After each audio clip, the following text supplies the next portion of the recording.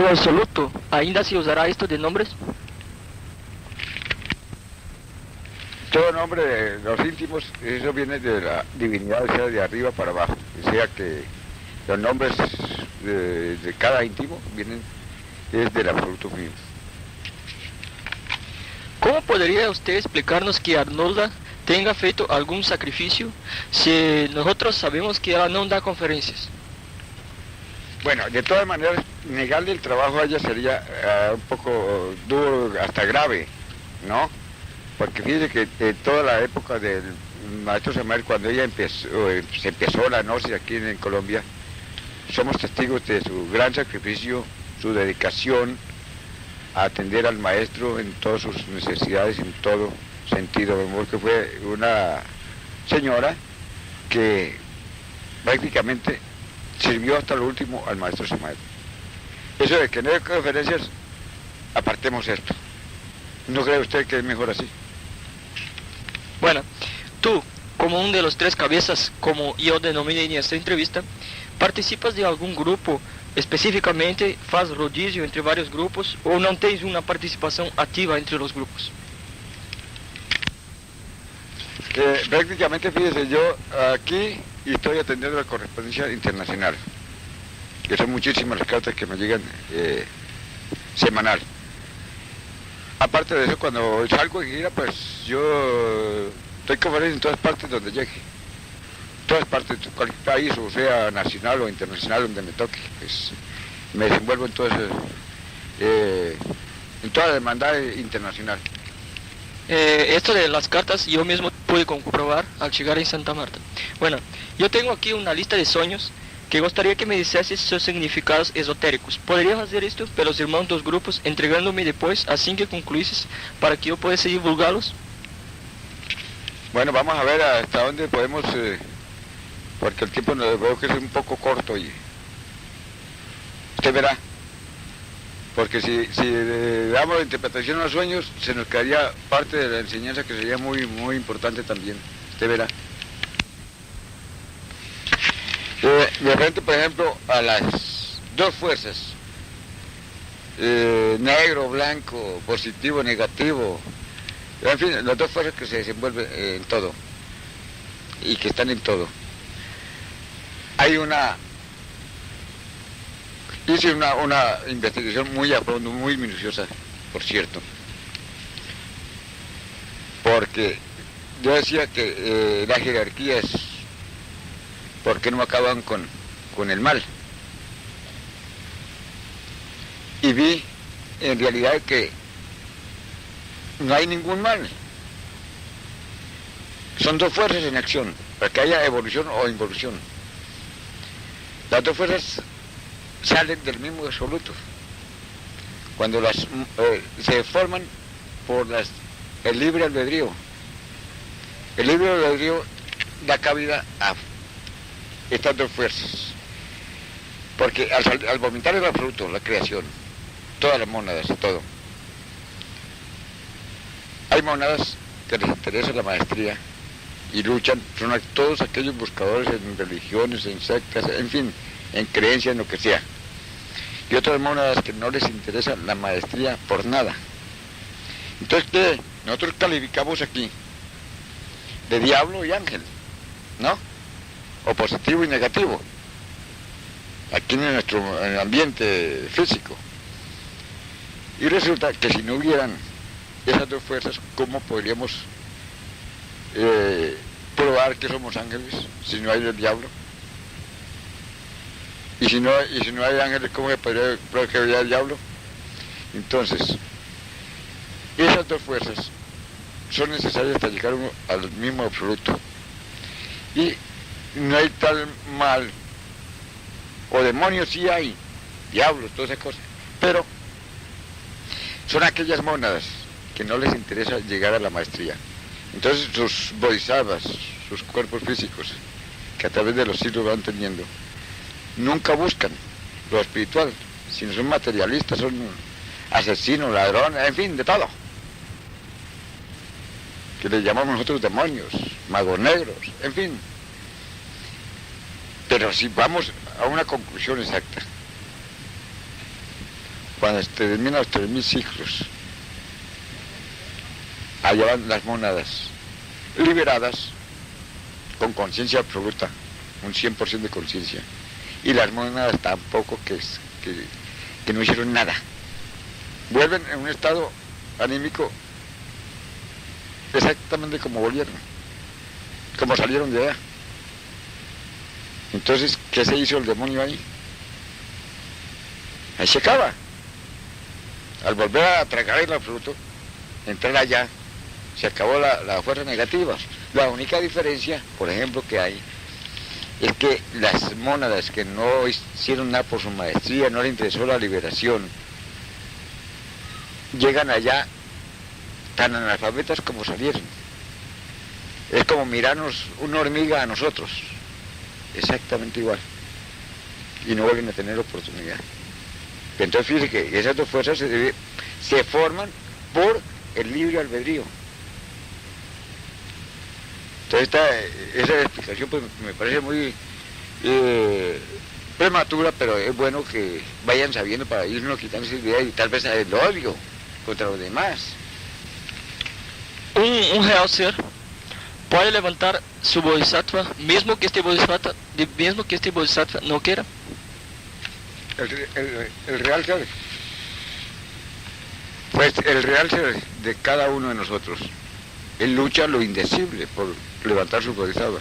Hay bodhisattvas, por ejemplo, demasiado tercos, hablemosle, dentro del mal que no los conduce nadie. El real ser lucha lo indecible a través de su esencia, su íntimo y su esencia. O sea, es una cadena de elementos divinos que pertenecen a uno y que uno le va transmitiendo la fuerza al otro, para impulsarlo a uno. La esencia que llamamos dentro de nosotros la última, que recibe esa fuerza y ella impulsa a uno. A través, el real ser se vale a través del íntimo, de la esencia, para impulsar a uno. Pero en realidad la mayor parte de seres pierden el super esfuerzo que hacen luchando por verdadero bodhisattvas que no obedecen a nada. Pero la historia que cuenta Samael, él dijo que él no quería saber de nada de eso. Él quiso hacer, le veio y le dio una tunda de lazo con una corriente. Entonces, ¿sucedió eso con Samael? Bueno, es que fíjese, el caso del maestro Samael es diferente a la cuestión de nosotros. Samael trae una misión específica. ¿Ah? En cambio, el caso de nosotros no. Hay una diferencia, siempre no hay que compararse uno con un patriarca. El enviado es enviado. Una cosa, cuando un bodhisattva luta por conocer algo, por experimentar algo, y parece que nunca sale de la misma situación, ¿qué te parece? Bueno, todo estudiante pasa por épocas de que no sabe ni de dónde viene ni para dónde va, si va bien o va mal. Todo estudiante. Son como unas confusiones que le vienen a uno que uno no sabe en realidad. Pero sí sabe, si uno se observa los hechos diarios de uno y su trabajo, entonces sí se da cuenta que va uno más o menos bien. Pero así a la simple vista, hasta muchas veces le da uno esta vergüenza que lo mire la gente, porque los compañeros, que dicen, no, yo voy mal. Y mentiras, cuando uno cree que va más mal, va mejor. Y cuando uno cree que va mejor, va peor. Una pregunta. A meditação é indispensável que a pratiquemos todos os dias. Isto Samael já disse. Pode nos falar um pouco sobre a autodisciplina? Porque como poderemos ser mais rigorosos conosco mesmos? Em certa obra, as respostas que deu um lama, o mestre Samael disse para o senhor Oscar Uscastegui, uma obra qualquer aí, que em matéria de autodisciplina esotérica há assuntos que não se podem publicar e só são comunicados de mestre a discípulo. O que podem dizer-nos? En realidad, fíjese, es lo que yo le decía ahora rato, que ciertas preguntas que usted me está haciendo esotéricas, y yo le dije, mejor de eso no se hablaba, porque no se puede. Entonces, si una persona, un discípulo inconsciente, me hace una pregunta, y ahí va a publicarla en una obra, malísimo, ¿no es cierto? Entonces, por eso es que de grados, de iniciación, estas cosas no se hablan, para evitar esos problemas, porque hay malos entendidos entonces.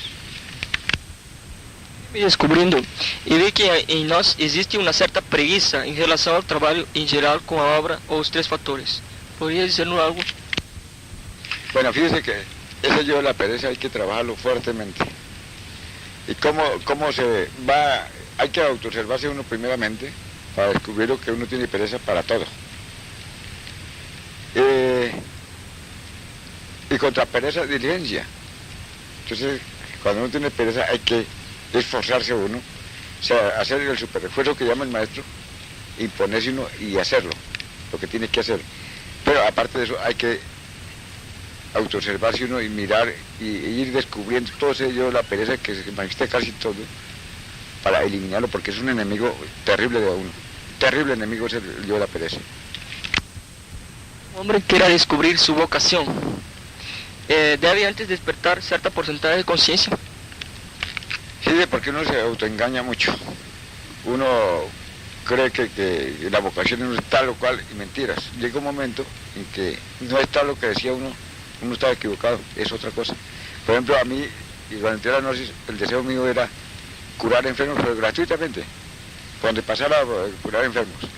Una vez el maestro me dijo, bueno, cuando toque escoger los dones, ¿qué don te gustaría? Le dije el de la sanidad, de curar, la medicina me gusta.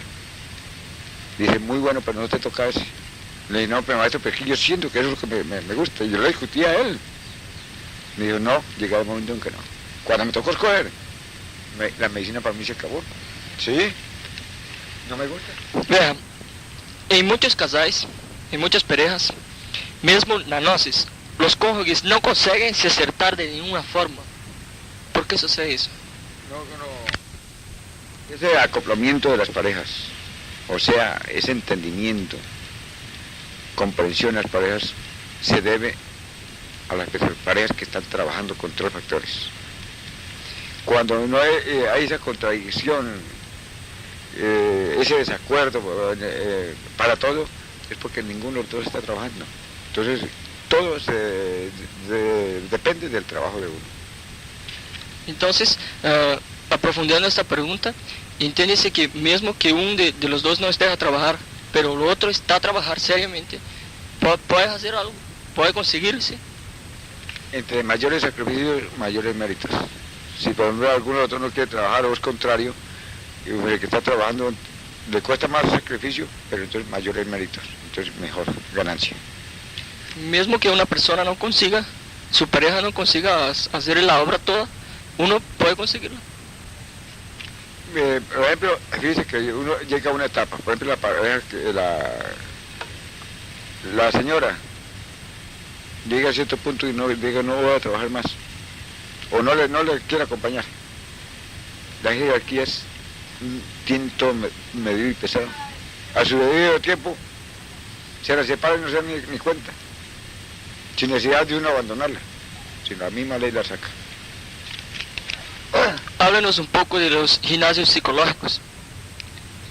El gimnasio psicológico prácticamente está donde quiera que nos encontremos, en todas partes, entre el hogar, entre las amistades, en todo donde uno se desenvuelve está el gimnasio psicológico. Lo que pasa a uno es que uno está dormido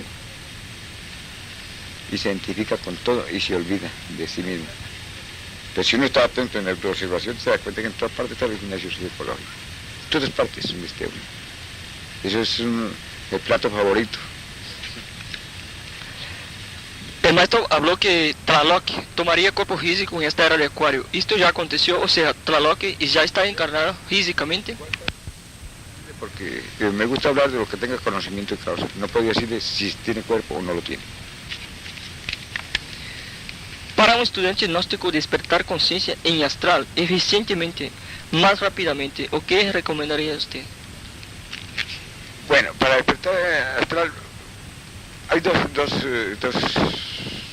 despertares, podríamos decirle, que le llamo yo objetivo y subjetivo. Subjetivo, por ejemplo, con cualquier mantra de lo que da el maestro Samael. Ahí está todos los mantras que aparecen en el cuerpo astral, es subjetivo. Porque usted despierta, eso no falla. Pero despierta, por ejemplo, esta noche. Hizo su salida, volvió con todos sus recuerdos conscientemente de lo que hizo. Si usted quiere volver a salir, tiene que volver a hacer otra práctica. ¿Sí o no? O no sale más. Y objetivo es en base a la muerte. A la muerte mística. Cuando uno empieza a morir de verdad, empieza a despertar conciencia objetiva. Y esa sí es permanecer día y noche. ¿Cuál es la mejor manera de nosotros reconocermos un maestro? En realidad, ¿me habla de la parte física o interna? De las dos partes. Bueno, internamente se da uno cuenta muy fácil. Pues hasta en la misma conversación, en la misma enseñanza que van. En cuando hay unos demonios muy sutiles, pero uno los descubre por medio de la castidad. Son enemigos de la castidad. Y físicamente, lo mejor es mirar los hechos. Los hechos los enmascaran a uno si es blanco o es negro. Si al árbol se conoce por sus frutos. Tal árbol, tal fruto. Entonces ustedes descubren por muy fino que sea el mago negro, dándole de maestro aquí, uno lo descubre por sus hechos. Los músicos clásicos ayudaron con sus obras esotéricamente a la humanidad. Pues es muy lógico que eso es una ayuda para la humanidad, puesto que esta música eleva al espíritu, lo remonta a planos superiores. Es magnífico, es una ayuda a la humanidad y de esa manera una enseñanza. Y los demás artistas, como que pintores, escultores, escritores, poetas, todo eso. Todos estos artistas, siempre que hay dos tipos de artistas. El positivo y el negativo, hablemosle, ¿no? Los positivos han ayudado mucho, por su pintura, escultura, han ayudado mucho. Por negativo ya sabemos. Bueno, en portugués nosotros hemos encontrado varias deficiencias en las traducciones, pero en una traducción para portugués de una mensaje 64 y 65, el maestro habla de un jeito sobre el proceso rasmussiano. Rabolu, en ciencia gnóstica, habla de una forma un poco diferente. ¿Qué podría decirnos?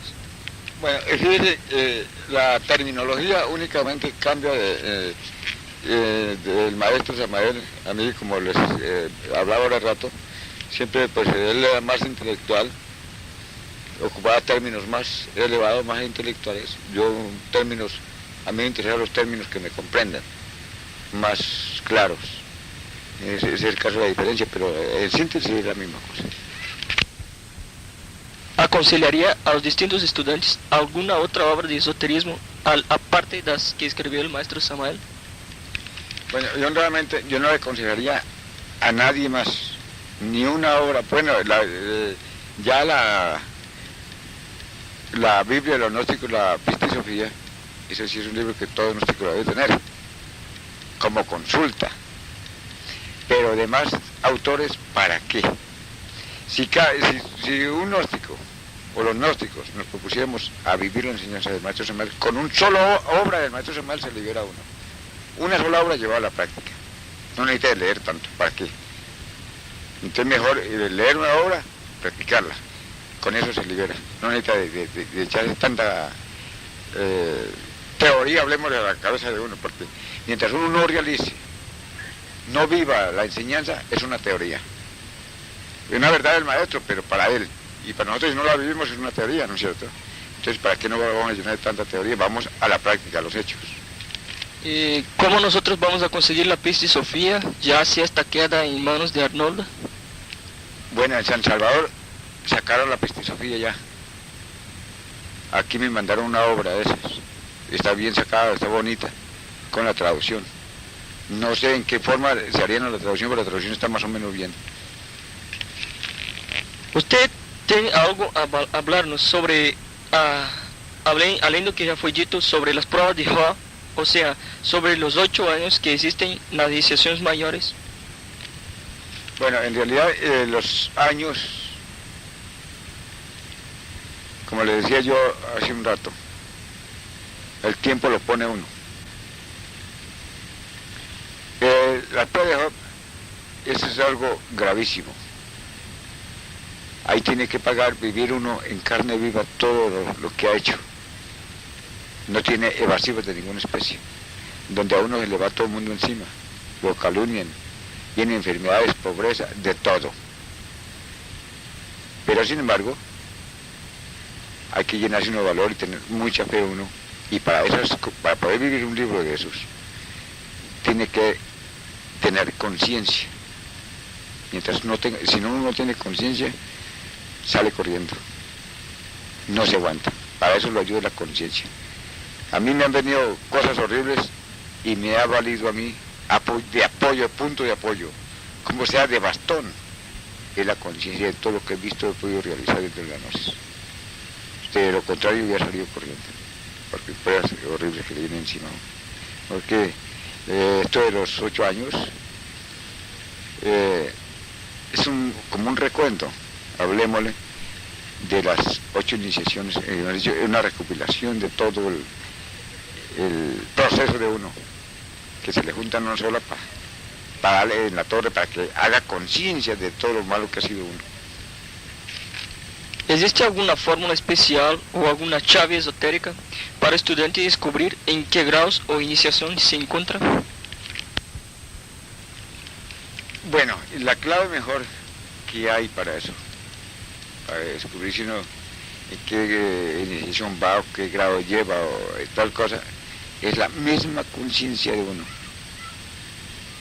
Esa es la mejor clave. Y yo nunca molesté al maestro Samael en preguntarle dónde voy, cómo voy, porque yo iba llevando mi minuta de todo iba llevando una minuta. Por ejemplo, en México me quiso sorprender él, y me dice, Juaco, íbamos por la calle, van 4, y no, va la 5ª, y ya escogí mi camino. Yendo por la calle, nosotros no hablamos así, van 4, y dije, no, va la 5ª y ya escogí mi camino. Dije, no, Juaco, yo te tengo anotado. Dije, no, maestro, y estoy en la 5ª y ya escogí mi camino. Dije, no, Juaco, estás equivocado. Le dije, bueno, maestro, no vamos a discutir porque usted es mi maestro, yo soy su discípulo. Pero sí sostengo lo que yo hice a plena conciencia. Entonces ya volvimos a echarle a la cosa y ya, llegamos a la casa y se acostó inmediatamente para investigar. Pero al momentico se levantó y me abrazó y me dijo, me ganaste, Juaco, me ganaste, Juaco. Estás en lo cierto, tú escogiste el camino directo. Y digo, yo no estaba esa noche ahí, yo extrañé mucho, maestro, que en ese momento usted no lo veía ahí. Yo extrañé demasiado, porque en todos mis procesos él estaba ahí, y en ese no estaba ahí. Yo extrañé mucho que su presencia no estaba ahí. Dijo, no, yo estaba muy ocupado esa noche, no pude asistir, pero sí escogiste el camino. Hasta me dijo, si yo estaba ahí no te dejo meter por ese camino. Le dije, ni usted ni nadie puede detenerme. Le dije yo al maestro Samael. Que es una definición total. Una cosa, el tarot con sus arcanos, ¿podríamos colocarlo dentro de nuestra existencia cronológicamente? O sea, ¿podemos relacionarlos con los años de nuestra vida? ¿Cómo? Un maestro que está prediciéndole a uno su vida y los acontecimientos que vienen adelante para uno, ¿no? Buenos o malos. Pero hasta cierto punto opino, y estoy seguro de mi opinión, de que el tarot falla con el que está haciendo la revolución de la conciencia. Eso puede ser exacto y preciso con aquel que no esté trabajando con 3 factores. Sale exacto y preciso porque yo sé que es así. Pero con el que esté trabajando con 3 factores, no. Ya falla, porque uno hace cambios en cuestión de segundos, cambian la vida, el futuro de uno y el presente. Entonces podría fallar el tarot en ese cambio. Como la quiromancia también, la misma cosa, falla también. Eso es para las personas comunes y corrientes que no estén trabajando. ¿Qué significa las letras A, Z, F? ¿Cómo? Literalmente. Sales, que habla de tanto el maestro. Azufre,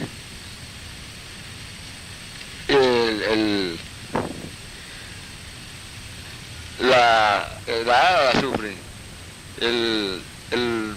La Z es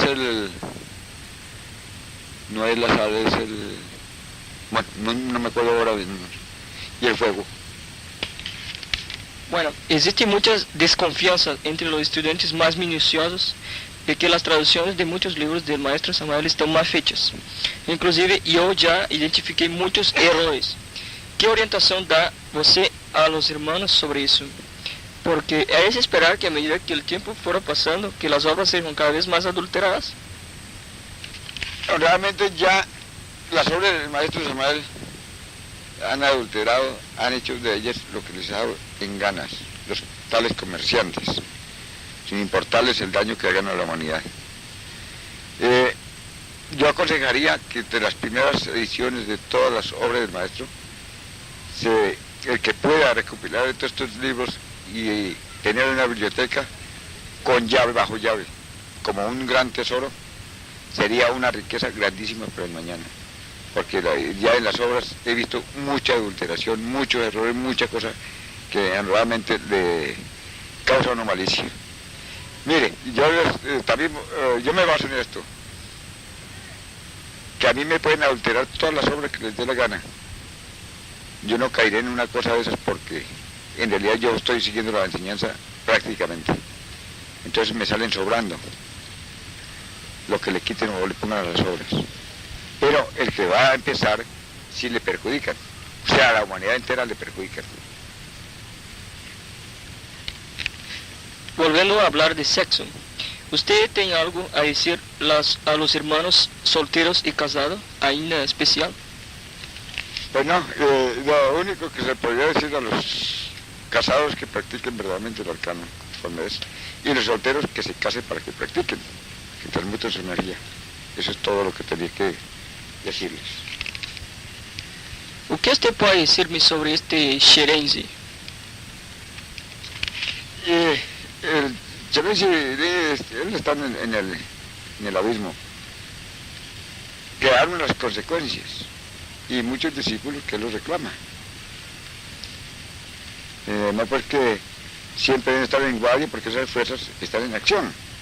Eso queda, no importa que el jefe esté en el abismo, pero las fuerzas quedan repercutiendo por todas partes y todo el discipulado está, el que fue discípulo de él, y está afiliado a él, y él lo reclama, y para allá van. ¿Cuál la mejor manera de mandarse embora a un diablo? O sea, de reconocer un diablo en las otras dimensiones, y hasta qué punto ellos pueden ser perjudiciales. Mire, en las otras dimensiones uno no ataca. No es permitido atacar un demonio, un diablo. Pero sí es permitida la defensa. Si ellos atacan, entonces uno sí se defiende. Y el diablo, pues, o el demonio, cuando se habla de castidad, se habla del Cristo. Pues viene la reacción, es muy fácil descubrirlos, por camuflados que estén. Para nosotros defendernos en lo interno, ¿cuál mejor cosas hacer para mandarlos embora? ¿Cuál mejor defensa en lo interno? ¿Y hasta qué punto ellos pueden perjudicarnos? Pedirle al Padre interno, Padre mío, saca a este demonio y arrójalo al abismo. Inmediatamente el Padre interno procede. ¿Qué otra? ¿Hasta qué punto ellos pueden perjudicar a un estudiante como nosotros, dormidos? Pues sí pueden perjudicar porque lo pueden conducir a un salón de magia negra y hacerlo jurar y hacerlo discípulo de ellos. Y entonces al dormirse uno va para allá. Entonces por eso es importante el despertar de la conciencia para no cometer estos errores. Pero el adormecimiento del estudiantario en general puede acontecer de muchos estudiantes serem llevados por los enemigos de la logia negra internamente. Bueno, en realidad, de todas maneras, el que no despierta comete muchísimos errores, gravísimos, por la inconsciencia, de modo porque lo esencial es despertar a uno para ir corrigiendo y no cometiendo más errores de los que uno ha cometido. El despertar de la conciencia es indispensable. Una cosa, gustaría que para ilustrar, que nos citase nombres de seres que que piense revolucionar en favor de las jerarquías blancas, principalmente de mujeres que consiguieron esto, nombres conocidos para que podamos tomar de ejemplo. No doy respuesta porque en realidad